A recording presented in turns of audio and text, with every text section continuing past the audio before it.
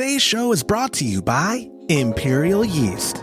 You hear us gushing over Imperial Yeast all the time, and that's because their yeast performs for us in every batch that we brew. Imperial Yeast is adored by commercial breweries and home brewers alike. Their Pitch Right pouches are jam-packed with over 200 billion fresh yeast cells, guaranteed to deliver flawless, fast fermentations every time. Imperial Yeast strains are grown by a team of pro brewers and home brewers who live to help other brewers learn more and ferment better. Join any recipe receiving tier of our Super Duper Homebrew Club and get a free upgrade to premium Imperial Yeast with every recipe kit that ships out to you. Learn more at homebrewhappyhour.com/club and come brew with us.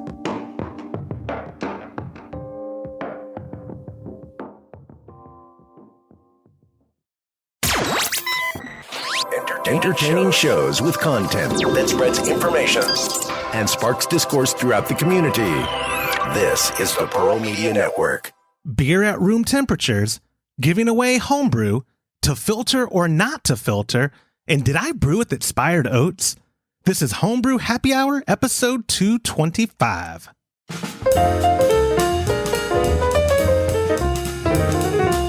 Hello and welcome to the Homebrew Happy Hour. This is the show where we supply the answers to your homebrewing questions and discuss all things related to craft beer.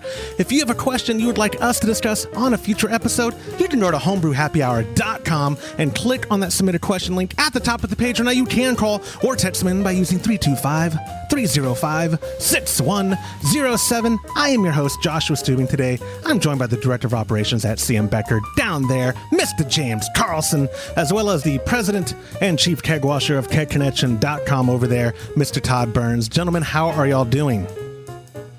Good. The quick good. I like the quick good. People have noticed too. They like the quick good, not drawn out good.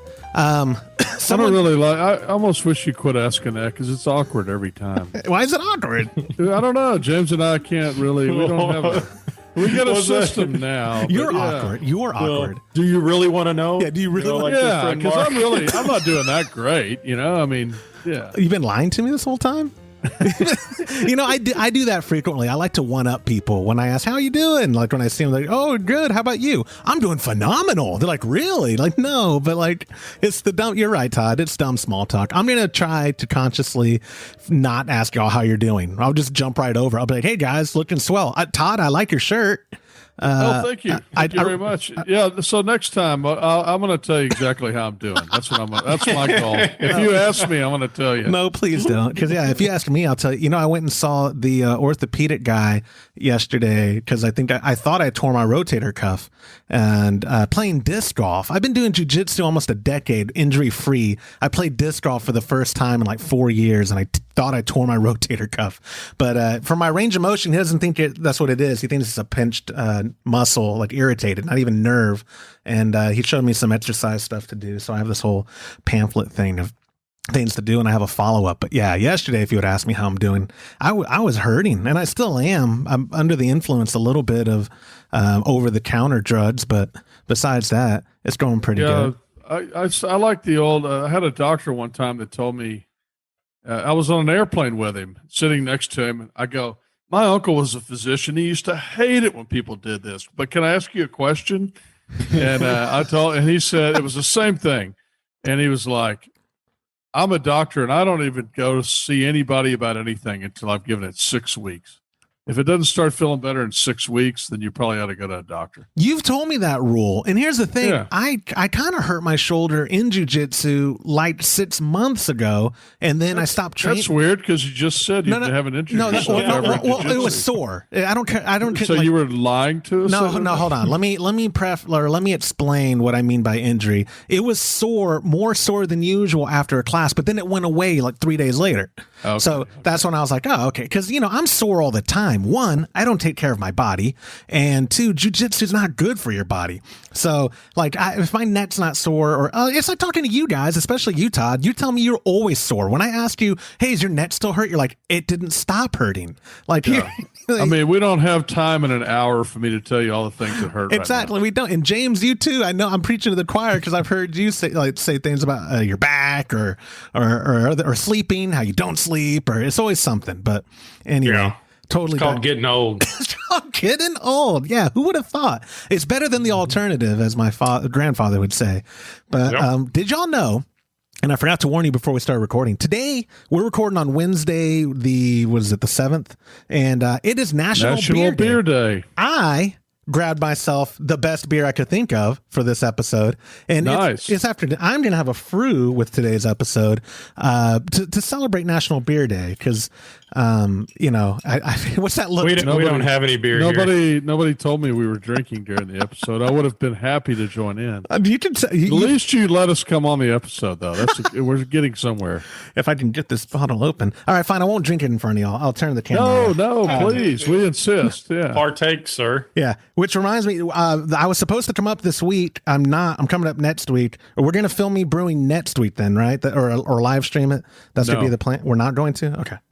No, we're waiting for we're waiting for everything. Oh, no, but I thought we could still film me brewing for our podcast, like for people. You know what? You're right. We could still do that. That's what I meant. Yeah. We don't need to do the formal filming on the Browtad unit itself. We can do the live stream of me because we have the unit there. It's just not finalized for we got a couple of bugs to work out on that. Right. And we got to put the logos on there. So, right. Yeah. And I'm the bug master or debugger or whatever. Yeah. There you go. You're testing the instructions, which we'll need tested before we do the final thing anyway. So that's perfect. Yeah. Correct. Great idea. Yeah. So, wait, that was my idea originally. It was your idea originally, and then it was. Yeah, we already Joe brewed on it last Friday. So what do you brew?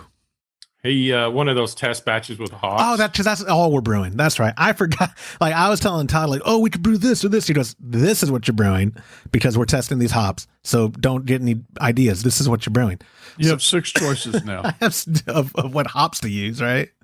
Yeah. How has that been going, by the way? Have y'all done a test batch with those hops? Like I've never Joe did one. He was the first one, but James, have you gotten to brew yet with the? I hadn't brewed in a month now. You haven't brewed in a month. What's going on? I haven't either. Well, I definitely need to brew. It's just I was actually planning on brewing maybe this Friday, but now I'm giving my dad a ride to get a new car. So yeah, it's everyone's getting new cars lately. You're gonna be in my neck of the woods, right? You're going to San Antonio? Yeah. Oh, before I forget, the spike system has definitely sold. Oh, that's the next part of our small talk was we put it out there last week in case you did miss last week's episode. We have, if you go to homebrewhappyhour.com/sale, you can see a list, textual only. We can give you photos if need be, but one of the we need to take more photos. We do. One of the Herms units though that Todd's selling was their old Spikes Trio setup. And I think it was all of like 5 hours till it got sold. And I was real busy with some stuff I'm doing at my house this weekend. So I did not get back to people like I should have. We had another guy that was ready to buy one of the other systems, and he emailed me this morning and said that they put an offer in on a house. So I won't mention his name, but I emailed him back and told him I was very disappointed that he was buying a new house in front of a new brewing system. But priorities, man. Like that old excuse. I just bought a house. I understand, especially. I don't know how it is in his neck of the woods. The market right now in Central Texas is silly. I have no money. Yeah. I had to beg for that frou. It was ugly, but I got the bottle. But yes, we still have one full unit or 2 full units. No, two full systems. Yeah. Okay. Yeah. Why don't you explain what do we still have left and what's the best way for them to give you their money and get the system? Just email me tburns@ketconnection.com, or you can call me. All my information's on the website, and let me know, and I can get you whatever information. We have the sheet that explains everything, but one thing I didn't mention is we can switch things around. So if somebody would rather have the larger vessels are the smaller vessels, or there's several things we can switch around. So if you know what you want, let me know and we can kind of set it up for you. So because now that this guy has put an offering on a house, that one's available again. And I had told several people that they were already sold. So sorry about that. That second unit, that Brautag prototype, that would be the one I would want. Yeah, that would be of the three, including the spike. That would be my preferred one, definitely. Because actually, I know that for a fact because we pulled it, we put it in place of, and that's the one that we decided what controllers we really wanted to use. So that was my favorite system of the bunch. Yeah, and I think you actually brewed more on that than you have on the pre-Brautag prototype. Yes, I brewed a lot on it. It's that one. Cool system. If for you guys listening, that's a bargain. That $1,900 unit, that's a bargain. You can't even build them for that. Yeah, no, it's more than our cost. It's less than what our cost was. All of the systems you're selling, the feedback we've been getting is like, what's the catch? What's the catch? Like, what? It is. We just got to get it out of our way. That's really what it is. Todd is like, I want it out of here. It needs to go. And so, all the info is there on the site. But I will clarify, the number he put on there is a work number. A handful of people messaged me and said, hey, I texted him and he's not getting back to me. And I was like, what was the number? And it was 325-356-5204. I was like, oh, no, that's Cat Connection's landline. You won't get a reply. I wish landlines had a way of telling people. Yeah, if somebody wants to, sorry, cut you off. If somebody wants to text me, it's 512-749-7713. You can call me as well. I typically don't answer my cell phone if I don't know the number because I get a ton of spam calls every day. So I have a Google screen thing, but you can either tell the screen thing that you're calling about a brewing system, or you can just leave a message and I'll always call. I'm going to give you a chance if you want me to edit that out, and I can add the Homebrew Happy Hour number and forward stuff to you. If you don't, just because we joke, we have dozens of listeners that we actually have a lot more than that. Are you comfortable with your number being out there? Yeah, it's on the website too. It's everywhere. Oh, yeah. He's got that filtering service anyway. Okay. So Just giving you a heads up because I give people a Google number because of the filtering services that Google uses, or I give them the Homebrew Happy Hour number because it is a Google number that forwards. So, but okay, if you're cool with your number out there, I didn't want to edit this anyway. I pay for your cell phone service. It seems like maybe let me get it. I'll just give it to everybody right now. Anyway, so moving on to the small talk in muting Todd's mic, we have for the month of April, for our Super Duper Homebrew Club members, the recipe kit options this month, we're very excited, is the Simply Juice Pale Ale or Brian's Kolsch. Most people who are already in the club have put their decisions in. And like every month for the last 6 months, guys, it's been darn near a 50-50 split between the two kits. It's funny how that works out, but this month, right now, it's like 56 people that are getting recipes this month. It was like 31 put Brian's Kolsch and 28 or whatever it was put the Simply Juice. So it'll be an interesting month. I know, Todd, you said you're brewing the Simply Juice when you brew. Since you're not brewing this Friday, maybe you can brew next Friday. Well, no, we're all brewing those 7 new hops. Okay, so no matter what, else. I got you. Before anything, when you said before we brew anything else, you meant before we brew anything else. Okay. Yeah. Because sometimes I say things and I don't mean them. I know. You're going to try to sneak a Kolsch in there. I don't know what you're talking about.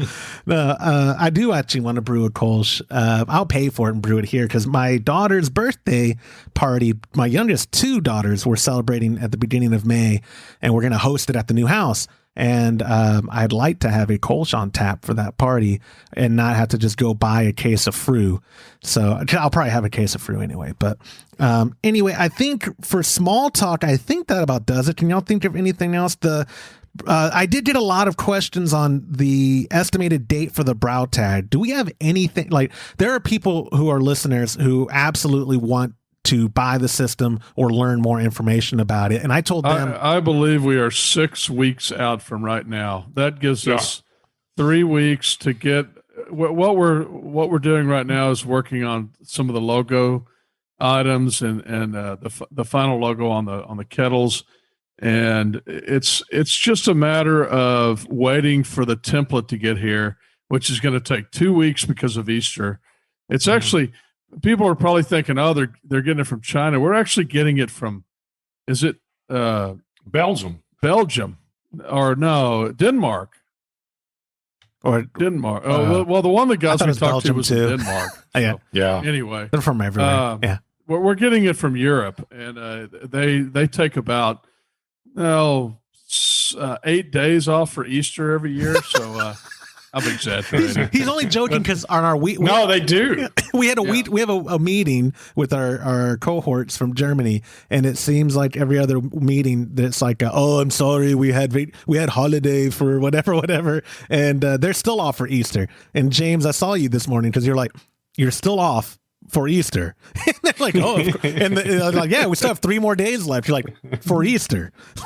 He's exaggerating a little bit. It was pretty funny. It was pretty funny. Anyway, so that is all the small talk I have. You can always learn more information about what we're doing with our super duper homebrew club at homebrewhappyhour.com/club or patreon.com/homebrew happy hour. I do have 4 questions for us this week. Wonderful. Starting with the first question from our buddy Mike, who used the submission form at homebrewhappyhour.com. And Mike wrote, what are your thoughts on keeping beer cold when shipping it for competition? Will my beer ruin if it warms up in transit? I'm curious because some beer at my local big box is kept at room temps, but others are in their fridge. Does it depend on the style, or does it depend on the distributor deciding which beer needs to be in the fridge and which beer can be on an unrefrigerated shelf? Mike, that's a great question, not just for the competition, but a lot of people go to their liquor store, and like we just bought Joe that double IPA from Pine House Pizza, and it was room temp on their shelf. I don't know how long it had been there. Usually those kinds of IPAs aren't on the shelf very long because of the nature of double IPAs, triple IPAs, like people wanting them as fresh as can be.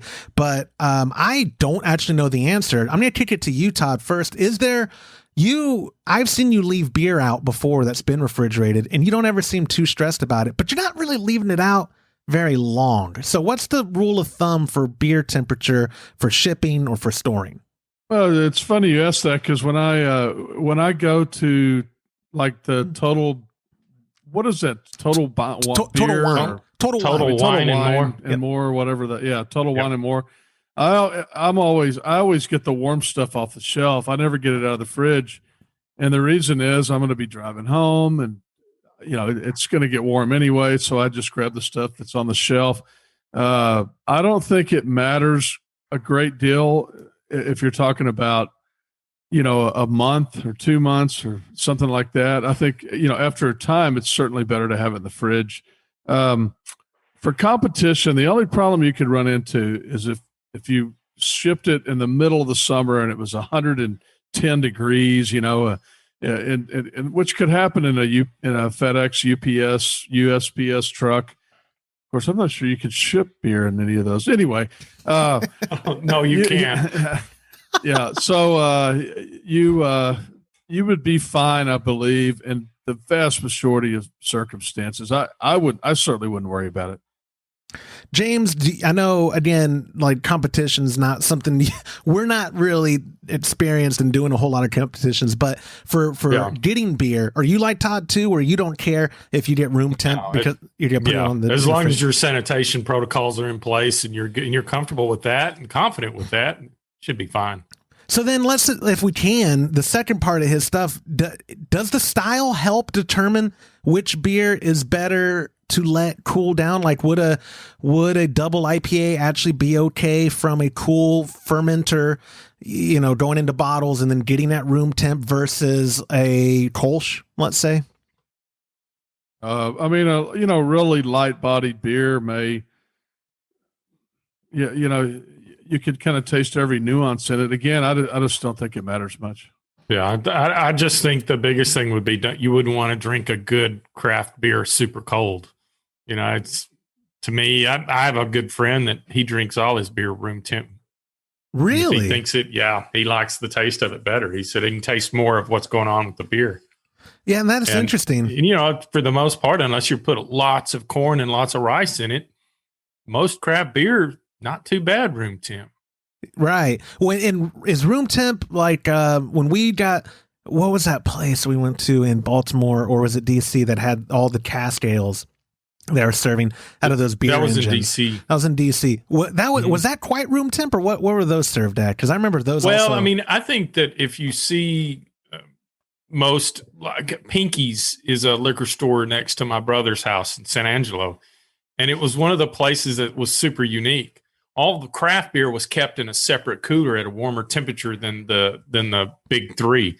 The big three were at 32 degrees, and everything else was in the 48 degree range. So I thought that was, it was in the mid 40s for sure. You could tell a difference walking in. And I asked the owner, the manager of the store about that, and they said that that's the recommended temperature, serving temperature is what they have that at. And that's the first time I've ever seen that. How interesting. Yeah, and I know too. Yeah, I think. Go ahead, Todd. Sorry. No. I was just going to say, it's a rabbit trail. Always mess that up. That I'm not going to go down, but or go on, or whatever the saying is. Because we could talk about temps and all that, but it is interesting to me how certain beers are favored at different temperatures. Like a Belgian. English beers are typically served around 50. Yeah. If you want to, and very light carbonated. I mean, if you really want to go up that rabbit hill, I would love to go around that rabbit or the turnpike. There's rabbit turnpikes. He always uses the rabbit analogy and gets it wrong. It's so funny. Like swinging the dead cat. Yeah, you got to remember, it's Alice in Wonderland is where it came from, and they go down the rabbit hole. I'm not going to remember. My wife. Here. Let me digress real quick. My wife recently wanted me to get checked for short-term memory loss, and I told her, I said, "Have you been talking to Todd?" Because between you guys, I live in that Monday app and on Google Reminders. If you look at my calendar, it is nothing but Google Reminders. Because I have to now, so I don't get yelled at by Todd. It's like, remind me to get a beer pump for Todd to give to him, blah, blah, blah. And then it goes, okay, I'll remind you. And then when it reminds me, I'm like, oh, thank God I put that reminder in, because I totally forgot. I would not have remembered it. But anyway, yeah, beer temperature is a funny thing. And like you said, for serving, James, like, we're not a fans of the freezing cold. But in regards to transit, yeah, maybe don't enter competitions that are far away from you in the dead of summer. Like, maybe that's not, like, if you want your beer to have the best chance possible, because we've had beer shipped for HomebrewCon, and we suffered the consequences on one. Thankfully, it was only on one of the kegs, but it suffered the consequences of drastic temperature change. It wasn't gradual; it was sitting in a hot 18-wheeler in the dead of summer for 3 days, right? 100 plus degrees. 100 plus degrees, ambient temp. Who knows what it got in the bed of that?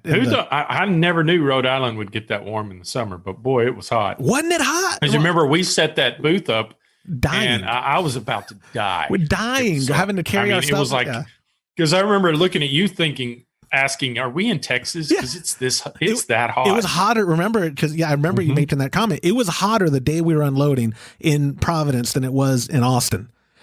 Texas that day was cooler temps because we thought, you're right. We thought we were getting away. Like when we went to Portland for HomebrewCon, I had a jacket on. Awesome. I had a jacket on. It was like, this is 7 degrees in the middle of the day. This is fantastic. Yeah. But so we thought, by whatever assumption, Providence, it'll be the same thing.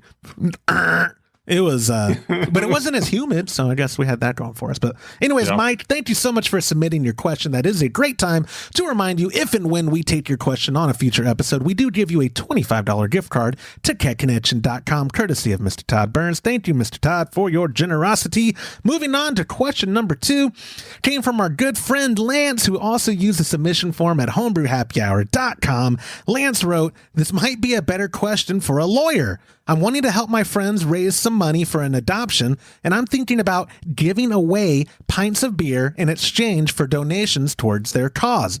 I'm in Texas too, so I'm hoping you might know our beer laws better than I do. Cheers."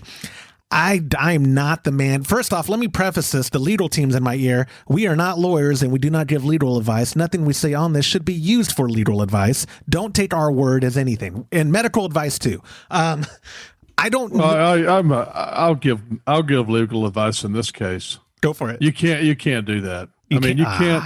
You can't give away beer and expect a donation. That would be a direct violation of Texas law. As far as you can give away beer, you can give friends beer that you make, but you cannot ask for a donation. That's basically the same thing as selling it. And I think you would be, if anybody brought it to the Alcoholic Beverage Commission in Texas, I think they would hammer you with it. The TABC. Yep. Yeah. So I like living in gray areas. Y'all know me. If I had the event that they gave a donation for a ticket and they came in and, there was all the live music, blah, blah, blah. And I had my booth in the corner that was then giving away beer to attendees of this event. That's a gray enough area, or no, in your opinion, Todd? In your I think it'd be fine with you, okay. But I don't know if I'd recommend it to Lance. Also, Lance. Well, oddly enough, the TABC has a bulletin. I'm looking at it about it, and they said really? that, yeah, it is. It says this bulletin is an attempt to clarify regulations relating to charitable, religious, or civic organizations serving alcoholic beverages at fundraising events, as well as the receipt of donations by charitable, religious, or civic organizations for members of the alcoholic beverage industry. It goes into a long, drawn-out explanation, but basically it says that if you're going to give away free alcohol, you can't be taking any money at all whatsoever. Yeah, and to make it even worse for Lance, he's not a charitable organization, so right, yeah, it would be even more. Yeah, I would not do that. Yeah. Okay, and I think that's what Lance. I'll talk to you privately. We're going to figure this out for you, Lance. No, kidding aside, yeah, I'm not. In my opinion, I understand why that law's there, like in their mind. I think they're trying to protect consumers from unregulated, the dangers of unregulated, unpasteurized beer. But I think if people are... it has nothing to do with that. It has to do with money. Obviously. Always about money. Obviously, it's ultimately about them and you their don't understand it all, because you don't agree with any kind of government rules like that. I don't agree with they're any not kind getting of their government. tax dollars. That's the important thing. I was trying to give no them tax dollars, no play. I was trying to give them the benefit of the doubt, like they do. Or like, no, you can't. Like, why you can't have raw milk at a farmer's market or something? Like, well, we got to protect the people because they might get sick from that milk. I thought that's what it was. You're right. It's just if Uncle Sam doesn't find a way to get his, then typically you ain't getting yours. Then you ain't getting yours. I like that.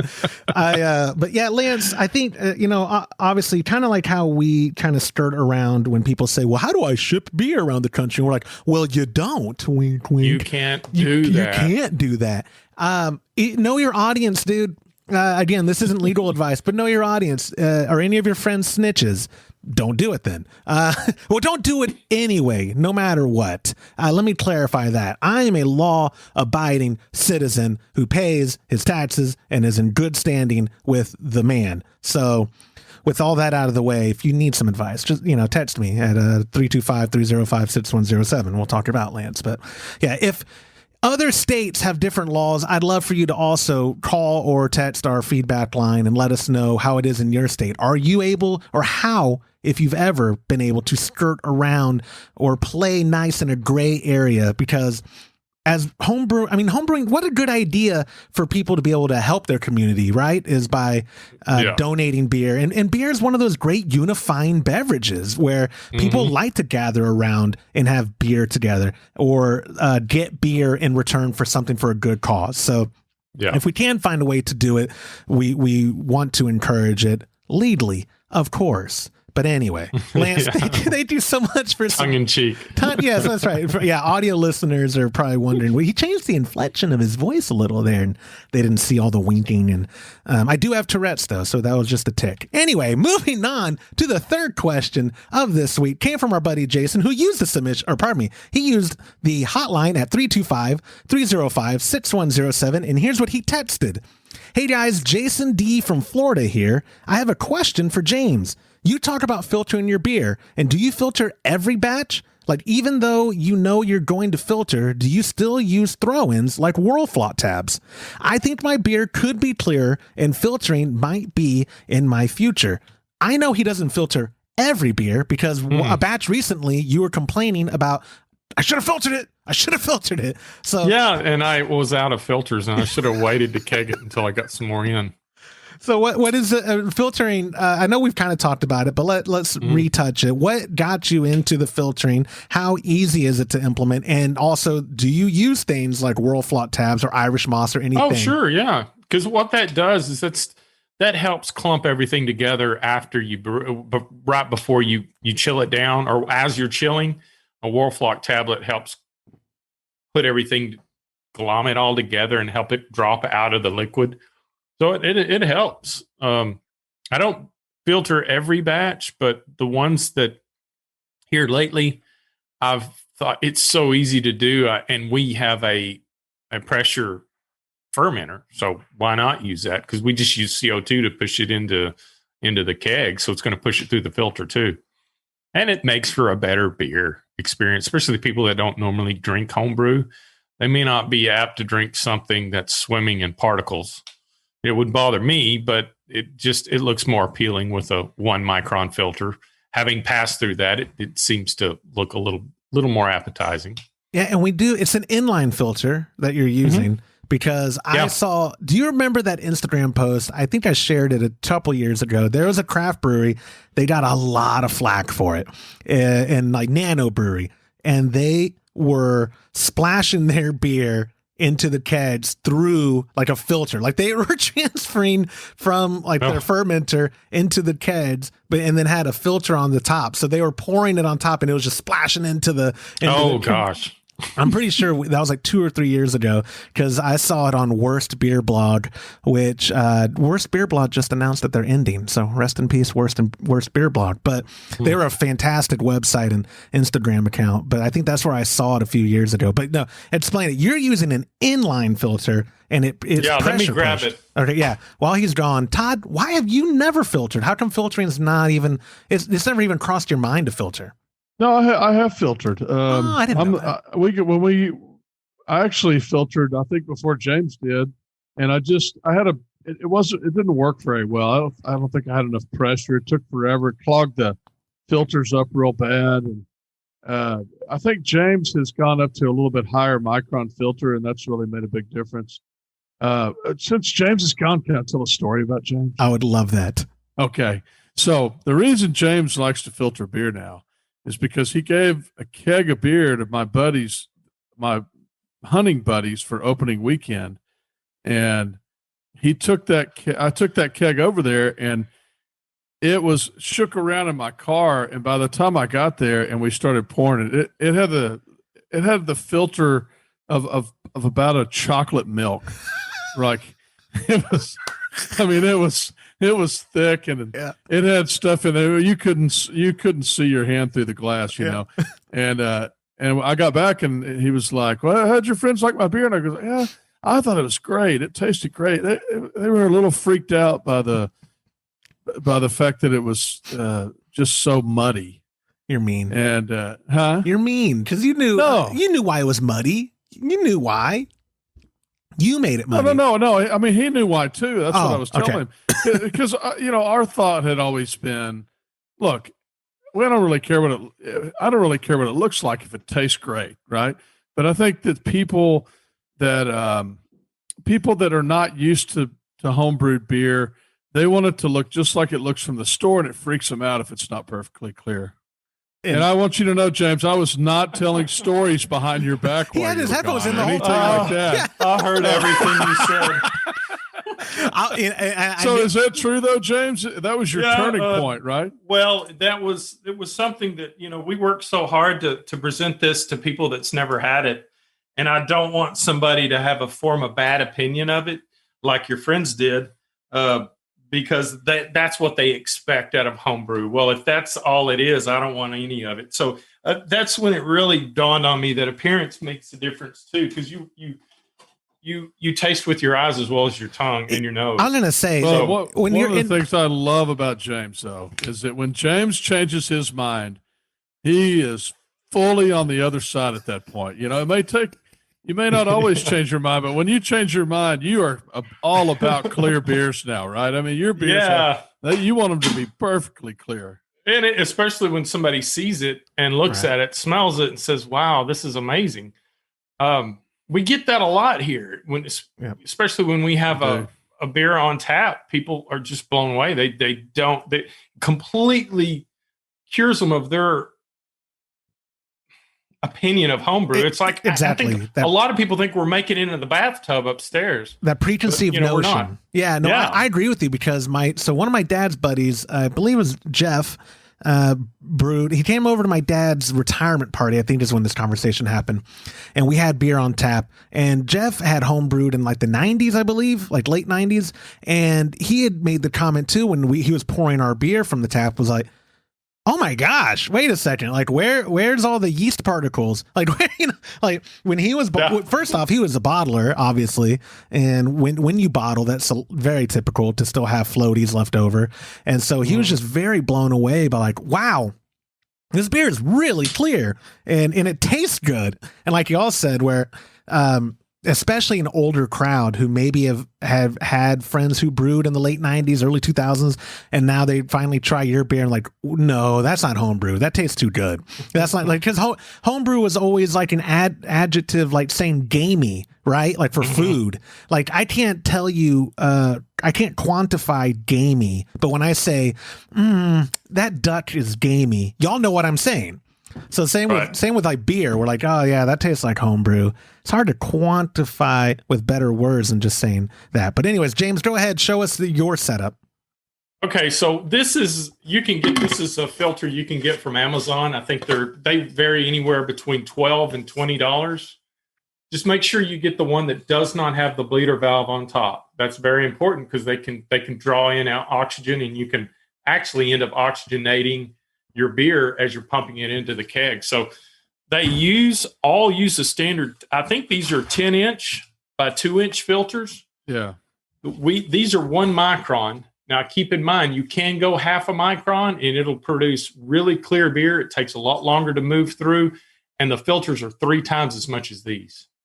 So if you bought enough of these, you could get, if you bought a 50 pack of these, you can get them for $1 a piece on Amazon. And this filter, it's real simple. It's got an O-ring on it, and you don't even have to. The filter will center in the housing.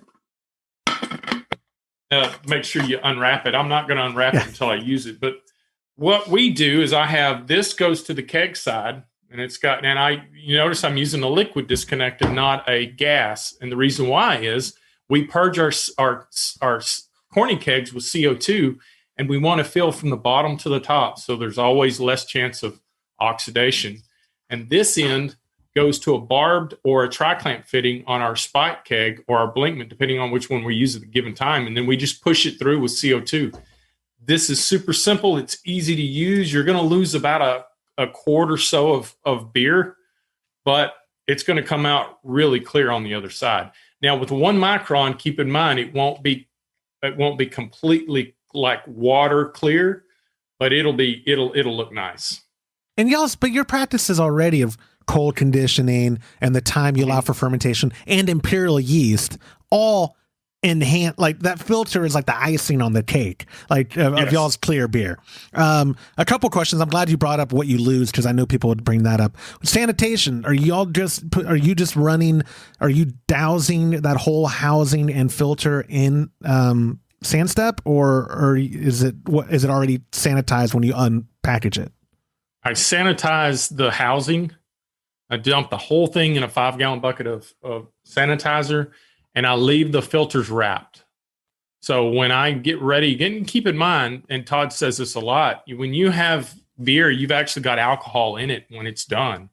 So I've never had an issue with contamination with a filter. So when I get ready, I unwrap the filter, stick it in the housing, put everything together, and then I'll let it pass through. You'll see the air in it. I flip it upside down. So when I'm using this filter, I've got it upside down, and you can see the air trapped at the top, and you can see when it gets fully purged, and that's when I start adding it to the keg. And so far it's worked pretty good. That's awesome. Yeah, I know in previous episode, I've linked to that setup, I think. If someone asks, I'll try to get the stuff from you again, because I know you've sent it to me, because we've had people who listen to the show and know that you filter reach out to you and say, help me, man. I want to filter too. I want to see more clear beer.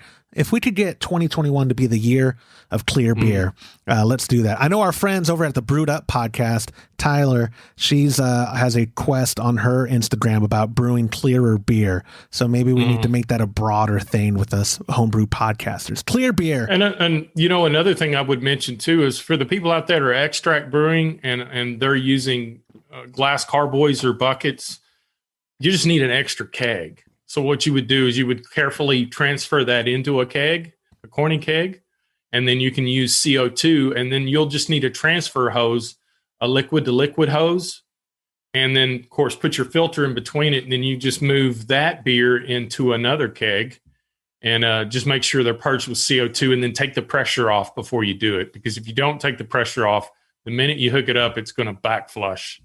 And if you got a regulator hooked up to it, you could flood the regulator. So just make sure that you purge the pressure off the keg when you do that. Perfect. Man, that was awesome. And that was a great question, Jason. We appreciate you submitting it. And one final reminder before the last question, that if and when you do submit a question for a future episode of the Homebrew Happy Hour and we take it on that episode, we give you a $25 gift card to kegconnection.com.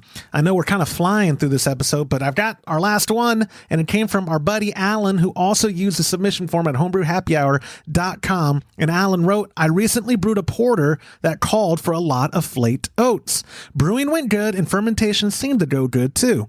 My only issue is that our beer has a subtle, stale taste to it. I've been brewing long enough to know that this is usually due to oxidation, but our process is so tuned in that I can't figure out when oxygen could have been introduced post-fermentation. We ferment in a new brew-built X1 conical and closed transfer into corny kegs. This is the first time I've had this stale aftertaste, and I'm curious if it could be expired oats. That's all I can think of, and I'm hoping you might be able to help.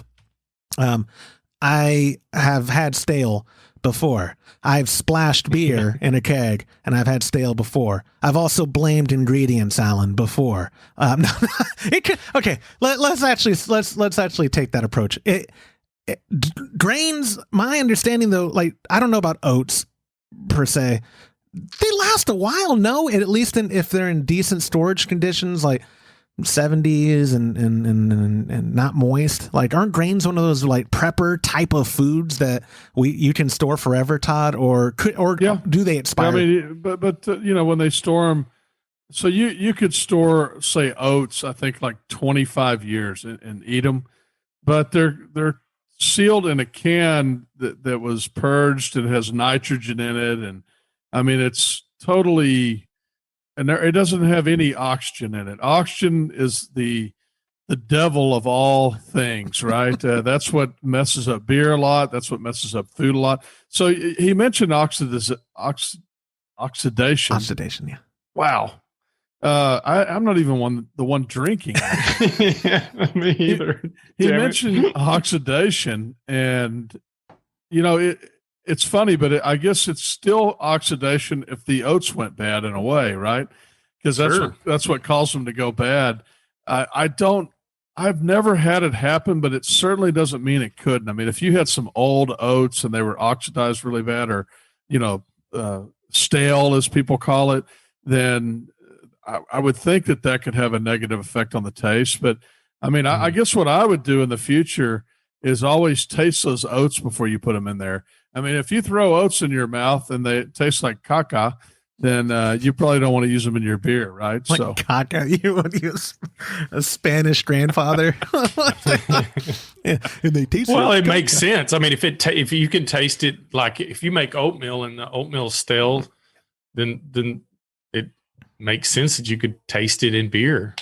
That is interesting, though, that you made a good point, Todd. It is technically still oxidation. If it was bad oats, like you can still, it is absolutely still like that taste. It is funny how off flavors, like the stale, like cardboard taste, right? You almost always know what caused it in regards to why you're tasting it. It's just sometimes a matter of pinpointing when it happened in the brew process. And I bet you oxidized oats is in the far, far, far back of most people's brains when they're troubleshooting. Most people, like when I've tasted it, I'm like, did I splash? I splashed during transfer, didn't I? That's when it happened. Because we don't have the best transfer process yet. But taste a little. I mean, I taste all my grains. I can't stand to not throw some grains in my mouth if I'm brewing beer. But when I brew with oats, I always taste the oats because, again, I just can't stand to not taste stuff. I mean, look at me. So you took my joke. You took my joke. I was just saying, wait, Todd Burns can't stand to not eat? So I would just taste it. If it doesn't taste good, don't put it in your beer unless you're brewing sours. And yeah. And James, I brought this question too because you are the best I know about saving supplies and you don't let supplies go to waste. And I've seen you're like, oh, I've had this bag of grains for 18 years. Not quite. I'm lying. But you've had a spare bag of grains forever. And then you made some of the best hybridized weirdo monster ales I've ever had. Throw together beer. You've never worried about expired grains or oats with those, or do you taste them first too? No, I mean, yeah, absolutely. But the trick is just to keep them covered and frozen. I keep them in my freezer. So I've got 2 freezers, one above my kegerator, one next to it. So that's where I keep all my grain. And as long as they're frozen and out of the sunlight, I've never had an issue with it. Because you've even used beer that had buds in it at one time, or grains that had buds in it. And it turned out to be an incredible beer. And I remember asking you to replicate it, and you're like, well, or Todd was like, well, we got to find those buds again and get them in there, whatever, to replicate. Yeah, it's a little protein in the beer. It's good. It's a protein, not pill bug. I forget the weevil. The weevils. What had happened is they were all over the bags, and when I called the supplier, they were awesome about replenishing that order. And they said, absolutely, do not do whatever you want to with it, but do not ship it back to us. Well, what I didn't realize is there was a plastic liner inside that bag. So it was a mesh fabric, 50-pound sack, and it had a plastic liner on the inside. And they had not got it because it was double sewed. So when I got that and got to inspecting it, I like to pour some in a bucket in my lap and just sift through it and see how bad the damage is. Because you can see half the kernel, it'll be hollow because they'll just burrow down in and eat from the inside out. And they had not gotten into the kernels. So I had good malt. So what I do is I just I blew the bag off. So I got all the weevils on the outside off and then just moved it into another bag and sealed it up and it was fine. Genius. So actually you could say the weevils kind of worked with us. They helped us out. Yeah. I mean, but when you're selling, tons of malt a month, that's probably a good practice. You want, especially if you could get the chances of infestation when you've got malt laying around that's malted, so it's sweet. It's very attractive to bugs and mice and all of that. So I can't imagine how hard a job that is to keep all that at bay. No kidding. Yeah. Again, sometimes I romanticize the ancient days of brewing, and I try to remember there was probably a lot of rat poop, and there was probably still is. FDA actually has a measure for that. Do they really? There's rat poop in every corn product, wheat product, every grain that you eat has rat poop in it to some extent. Does it really? No, that and insects. I mean, there's a certain percentage that is acceptable for. That's not on the label. Consuming insects. I didn't know that. I always thought it was like the restaurants I go to where it's like, I don't think about, what I could be eating, someone's hair or something in there. But now y'all are telling me, that's not even the top of it. It's there's some rat poop in there, a dash of cyanide, a little bit of weevil juice, everything. My wife, I'm digressing a little. This new house, we're a little bit more in the country than our last house was, and we're finding like tree ants. And there's just a bunch of buds we didn't have in the last neighborhood because this one's all wooded, and she's just been freaking out like, what is going on? And I was like, you should go to the ranch, and like outside at the barn you'd see scorpions around the corner, and then some weird type of lizard, and then some beetle that has like 3 horns. Like there are a lot of scary looking buds. They were here first. Yeah. Like, you ought to be on the pot when a snake crawls under the door. Have you had That'll that? get you going. Oh, yeah. At your house? Well, it was an apartment I was renting at the time out in the middle of nowhere. Wayne's garage apartment. I had to rent. I stayed there a couple of months.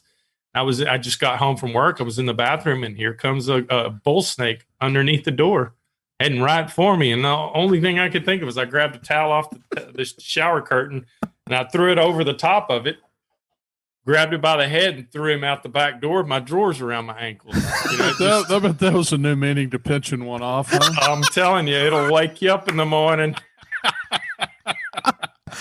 Life in Texas, right? Life in Texas. Oh my gosh, I love that. I want to end on that story. For Alan, thank you so much. I think. Well, also I did want to mention on his question too. I had to look up what a Brewbuilt ETS1 was because I thought ETS1, that's a Sam Becker thing. The new Conicals. It seems like there's new products coming to the market like every week. But yeah, and it looks like a fermenter that's very similar to a Spike one because I know I was going to bring up how closed transferring they did it, but it seems pretty standard. Closed transferring seems to be the norm for people now, which is good. We encourage that. Todd's been trying to get me to move to a system that can do closed transferring easier a lot. But also, though, Todd has been pushing that from a carboy to a keg closed transfer that you do as well. So I don't really have a good excuse for not closed transferring because you do it even without your conical. Yeah, I always do it when I use glass carboys.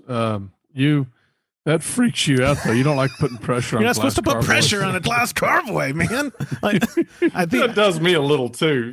Thank you. He really. I'm like, he doesn't even look at it. He's just like, it's kind of a feel thing. I was like, yeah, but when you're wrong that one time, you're gonna have shards of glass in your eyes, and then Todd's gonna be the inspirational story where you really do have to keep it at a very low psi. Seriously, be careful. Yeah, I would say that. Two psi or less. Yeah, I think I did it 4 or 5. But he did it like 7. Shut up! It got up to as long 7. as you're below 40, I think. I would. Yeah. I do it. I always keep it below 10. Definitely. You do. I know you do. It was actually 5 because I asked you last time we did. I was like, Todd, I think it might creep up. These regulators don't ever do that. I was like, oh, geez. He's like, why? The funny part was it kept it. Sometimes you're holding the cap on, and sometimes the pressure pushes the cap off, and when it does it, it kind of goes. Or it makes some really loud popping noise. Yep. And he about jumped out of his skin every time I did that. Yeah, because it was like 5 times. Because after he realized what it did to me, he let it happen another 4 times. Of course. Yeah. I'm pretty sure I wouldn't have done that. Yeah, that happens on that Blinkman. That big Blinkman that I have. I have to go. When I'm transferring, I usually under 4 psi because I have to we have a thing for the bubbler. I can't even think of it. A stopper. Oh yeah, a drilled stopper, yes. And I have a check valve on the drilled stopper, and I'll push it down in place. But if I go over 4 psi, it'll shoot it out the top and hit the ceiling, and it'll wake you up too. Wild, yeah, a bung and an airlock. Yeah, mm-hmm. yeah. I only remember that because Todd likes to say bung when he's talking about the bung. But anyway, Bung.